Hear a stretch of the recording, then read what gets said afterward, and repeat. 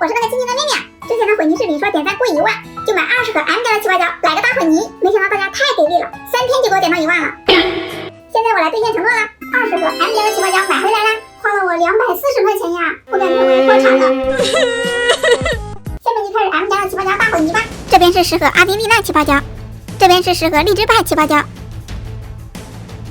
先把中间腾出来个位置，来看一下这盒阿迪丽娜七花椒，撕开，它是这种淡淡的蓝色，看着非常的纯净，一打开就有一股香香的味道，戳起来很厚实，不粘盒子也不粘手，感觉拉伸起来胶性很足，拉出来的纹路也很漂亮。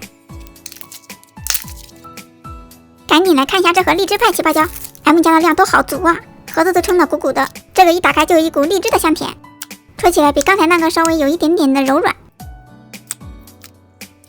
而且还很令面，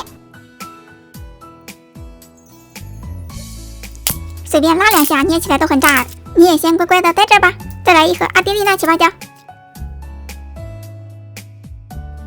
哇哦，好好看啊！看这盒荔枝派七花椒，感觉这边的泡好像还没消完，另外一边就很立面了。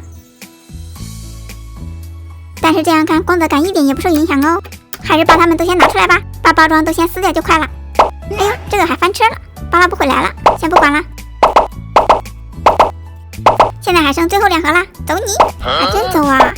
好了，20盒都放完了，感觉这个玩起来应该会很爽。你们猜猜这次会混出什么颜色？我的天哪，竟然混出了少女粉！小茶们，你们猜对了吗？混合完之后还是很光滑的，估计是因为现在天气有点冷，感觉拉伸起来有一点偏硬，不要拉太快，一点问题都没有。但是稍微快一点就会断，它不是一点都不能起泡的那种，玩一会儿就好了。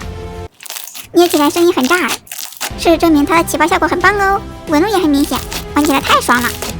如果你们还想看 M 家的七花椒大混泥，本条视频点赞过2万。